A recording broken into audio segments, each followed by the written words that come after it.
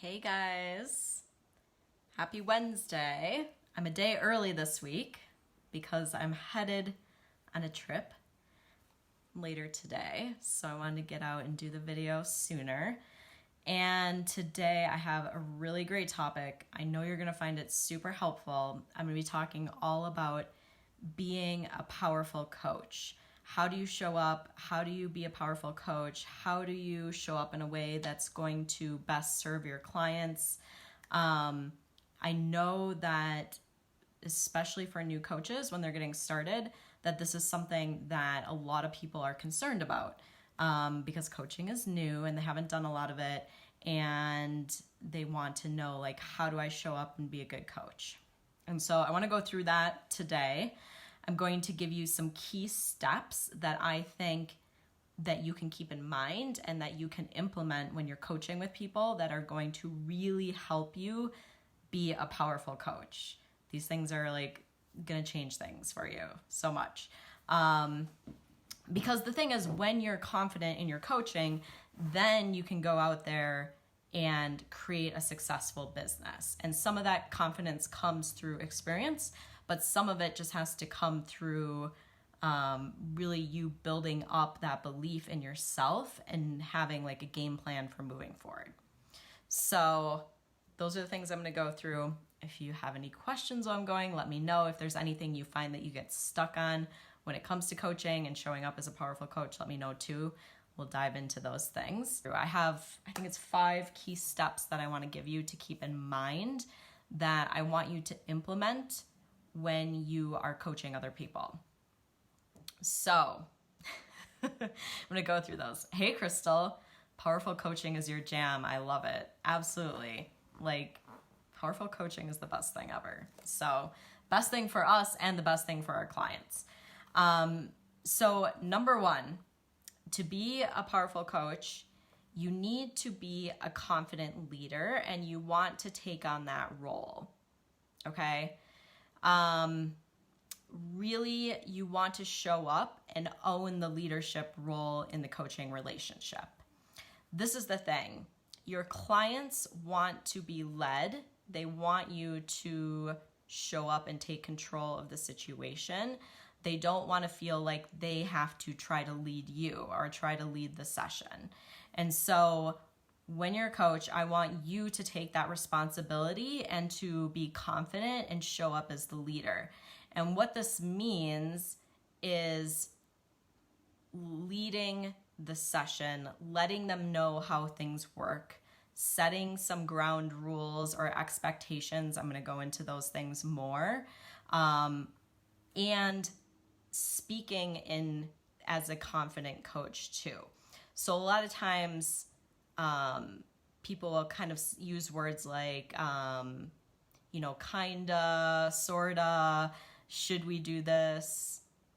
But you want to use strong language when you're coaching and really show up as that powerful coach and not say like kinda, sort of, or give vague things. You want to be like, okay, this is how it's going to work. This is what we're doing today, and let clients really know and like hold that powerful space. Okay. So I wanted to give you an example. So let's say you were going to the doctor, right? And you went to the doctor's office and they were there and they were kind of like, what do you want to do today? Like, where do you think we should go? Should I have you sit on the exam table? Should you sit over here? What's going on for you? Like, and they were just very like not confident, and they didn't like hold the space of the authority of what was going on. So if the doctor showed up like that, right? Like you'd be like, what's going on? This person doesn't know what's going on. They're not confident. I'm probably going to go and see someone else. And so I want you to keep that in mind. Like as the coach, like think about if you went and you saw a doctor or some sort of professional, you want that person to really like own that space and own what it is that you're doing so that you feel like you're in good hands, right? and that they're going to guide you and that they're going to let you know how everything's going to work. And so think about that with your coaching and hold that leadership space, okay? Number 2 is to have clear expectations and boundaries with your clients. And I highly recommend that you set these from the very beginning of the time that you work together.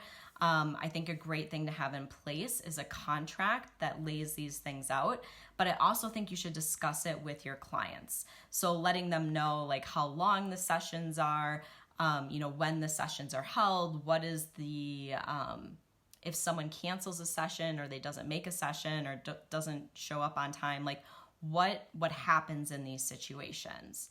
And I think it's really powerful to hold these clear boundaries and expectations for your clients and to communicate them with them. Communicate these with them. How payments are made. If you're doing like a one-time payment, how does that work? If you're doing a monthly payment, how does that work? And really laying everything out to them and communicating it so that both of you guys are in agreement as far as what the expectations are. Like another thing is that people are giving you their clear, undivided attention for a call. I learned this one. I had a client like in the past, right when I was getting started, and we'd have calls, like one-on-one calls, and she'd be out like doing errands and stuff when we were doing our calls. And at that time, like I wasn't really like, now I'd be like, okay, you're obviously not totally focused on this call. Let's either cancel this call and reschedule it. Or truly they could lose that call if that's in your contract too. And if one of the things that you set in place is like you need to have your undivided attention and make sure that your call is at that time. So I would just know like what are these things that you want to have in place for your client, and then I would really hold to that. Same thing as far as like how long sessions are and stuff. I've had clients in the past who's like, my sessions just keep going and going and going, and they end up being super long. And this, as being the leader, this is one of the things that you're in charge of too, is the length of a session. So really like know how long you have and know how to wrap it up so that you get done in time. If you have like a 45-minute session, make sure you're done like within 45 minutes. I like to have like a little buffer so I have a little time, but I really try not to go much over as far as sessions because I think it's important to stick to that time. Okay, so setting those expectations.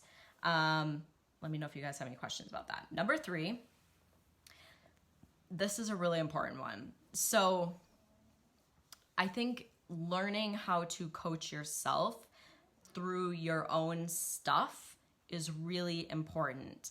So learning how to coach yourself and being coached by someone else, if you're doing both of those, even better. But what happens is if you aren't actively coaching yourself and coaching yourself through your own, mind drama, which we all have, then you cannot show up as a clear and open space for your clients. A lot of times you may show up with judgment. You may be distracted by your own drama that's going on in your head. You don't want to be like playing on your phone or on your computer or doing other things like when you're on a coaching session. Like really the gift of the coaching is giving someone your undivided attention.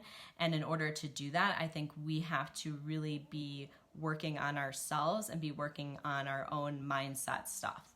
And what this really means is becoming super aware of what your thoughts are and what thoughts are going through your head. I think even like getting them out on paper and writing them down, especially in the beginning of the day or in the morning, can be super helpful. But so that you aren't getting caught up in your own thoughts, and instead you can have that open space for the thoughts of your client and what's going on for them. So I think that it makes a huge difference. And one of the big things that I always talk about with my clients is how to coach yourself. And I think it really helps you to show up as a powerful coach because you can have that open space. And like I said, you aren't bringing your drama into what's going on with your client. You have dealt with your own, mindset stuff and can be there and be totally open and available to your clients and not be bringing in like your own stuff into what's going on for them. Okay. So super, super important. The other thing is, okay, so number 4, that was number 3. Number 4 is showing your clients the truth about what is keeping them stuck. Okay, so there's some different ways of coaching, and a lot of coaching is really designed around action coaching, helping people, take action, helping them, set in place like a certain plan or taking certain steps. And that's all good. But I think if you want to be like a super, super powerful coach, if you can show clients their thoughts, that their thoughts that are keeping them stuck, their thoughts that are keeping them from reaching their goals, that this is going to set you aside from all the other coaches as well. Because our thoughts create our feelings, which create our actions. And our actions create our results. So whatever you're working on people with, if it's weight loss, if it's reaching a certain health goal, certain goals in their relationships, their thoughts are going to be what is getting them their current results, right? So anytime someone is getting stuck with something, if you can show them what they're thinking, and they'll tell you this, they'll tell you what they're thinking, then you can allow them to see that these thoughts are keeping them stuck, okay? So yes, you can coach people around like action as well and helping them come up with a plan. But if someone's thoughts are really keeping them stuck, and obviously we see this a lot, especially with, weight loss or your relationship with food and stuff too. Like there's certain thoughts that are going on that are keeping us stuck in these patterns. But when you can start showing people that, then they become aware of it and they can really make that powerful change. So this is how you really get to like the root of the problem. So a lot of times we talk about like getting to the root cause when it comes to health. This is really how you get to the root cause when it comes to like any sort of problem, because it does go back to your mindset and what you're thinking. It doesn't necessarily go to the situation at hand. It's more about what you're thinking about the situation. So when you can show people what they're thinking, it really opens up that ability for them to make that super powerful transformation. And this is why it can be why it's really important for you to get aware of what you're thinking, because then you can show other people what they're thinking as well. So, and the other thing about this part too is that when it comes to working with your clients, your job isn't to get them to like you, right? Your job is really to show them the truth and to be truthful with them and to show them what they need to see in order to make that powerful transformation. And a lot of times I think so many of us are big people pleasers and we want to make our clients happy. We want them to feel good. We want to tell them what it is that they want to hear. But why your clients are hiring you is to tell them what it is that they need to hear in order to make that transformation. And so if you can let go of this need to be like a people pleaser and to get that validation as far as like they really like you and they're super happy all the time, and instead to be like, I'm going to tell them what it is that they need to hear in order to get the result that they want, then you're being a super powerful coach. But you got to let go of being that people pleaser, because sometimes you're going to have to tell people things that they don't want to hear. And really what you're doing is you're just showing them the things that they're not seeing, which is what is going to help them move forward. Okay? So be willing to show them the truth, and let go of the people pleasing as well. So another thing that I just want to bring up is something else that comes up with the people pleasing. I really feel is this idea of empathy, and being empathetic with your clients. And a lot of times we're like, oh, it's really good, we should be empathetic, like I get what you're going through. And what I would keep in mind is that you can have empathy as far as, what it is that your client is feeling or what they're going through as far as you understanding it. But I think it's important to not get caught up in their story and to be able to stand apart from it and show them that they have power in this situation, that they can change how they're thinking about it and they can change the actions that they're taking. So not to get into like kind of like this pity party or, oh my gosh, like it's so bad. Or if someone tells you I didn't have time, or I couldn't do it because of my kids, or I couldn't do it because of this, like don't get caught up in people's stories. because those are the things that are keeping them stuck. All right. So you want to be able to step apart from that story and be able to show them that they have this story that they're telling themselves that's keeping them stuck, right? When you can do that, it's so powerful, because we have these things where it's like, I don't have time. I can't do it because of my spouse. I can't do it because of my kids. I can't do it because I don't have the money. I can't do it because of all these answers. And when you get caught up in that same story with them, you can't coach them through it. So you want to be able to coach them through that. Okay? Last step number 5, or last key or thing to keep in mind, is when it comes to your client results. Okay, so a lot of us get really caught up in this idea of the results that our clients get and feeling that we are responsible for the results. And oh my gosh, what if they don't get the results they want? What's going to happen? They're going to get angry. They're going to think I'm a bad coach. And the thing about results is that you aren't responsible for your clients' results. You're responsible for showing up and being a powerful coach, for holding that space for them, for showing them the truth and the things that are keeping them stuck. But you are not responsible for their results, because the results are based off of their action, and you aren't determining their actions. They are, right? You can't go home with them and force them to do the things that you talk about in your sessions, or force them to do the things they know they need to do to get the results. So really what you need to do is separate yourself and your feelings from what the results that your clients get. And whatever results they get is what it is that they wanted or what they needed to get from the coaching that you do together. So this doesn't mean you can be a crappy coach, or don't show up and do the work. Your result as a coach is that you showed up and held that powerful space, that space for them to make that transformation, but you are not responsible for their results. That is up to them. And why this is so important to recognize is that you could have, let's say 10 people that you work with, or 10 people that go through your program. And, half of them could get amazing results and half of them could not get results.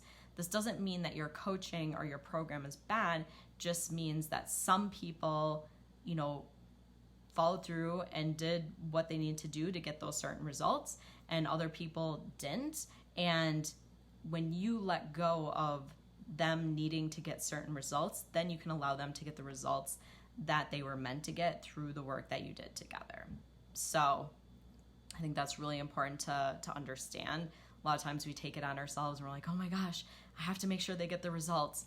And when you can just let go of emotional attachment to that and allow them to do their thing, and because your client is determining the result that they want to get as well, right? It isn't up to you to determine the result that you think your client should get, because your client only knows what's best for them. So let go of that a little bit. Make sure that you get clear at the beginning of the time working together, what is the result that your client wants, and then you're just showing up and holding that space for them to make that transformation. And sometimes they'll get the result they said they wanted, sometimes they won't, but they got whatever it is that they needed to get through the coaching that you were doing together. So some things to keep in mind. Do you guys have any questions about any of those steps, anything that you find that you get stuck on or worried about when it comes to coaching? Let me know, because I will answer them. I think that was all that I had. So thank you everyone for joining me. I love talking about coaching. I think it's one of the most amazing things and such a good gift for all of us to make changes in our lives. And obviously, this is a big piece of what I talk about when I work with my clients. We go through coaching, we go through, how to be a powerful coach, how to be confident in yourself, how to, show up and hold that space as a coach. So if those are things you're interested in getting support with, definitely let me know. I'd be happy to help you with that. So if you guys have any questions that come up around coaching, let me know. Hey, Carrie, I'm glad you found it helpful. But the biggest thing I would say too when it comes to coaching is just to get out there and start doing it, and to get the practice, and to start talking to people, to start offering people calls, and to really start coaching people. It doesn't need to be your ideal client that you're working with. Like when you're just getting started and you're just looking for coaching practice, like coach anyone, coach everyone, coach, anyone you can, and just get that practice. I think it helps so much, helps build up your confidence. And it's such a good thing to do. So that would be my recommendation to you. So, all right, guys, thank you so much for joining me. I hope you guys have a great rest of your week. Let me see what you just said, Crystal.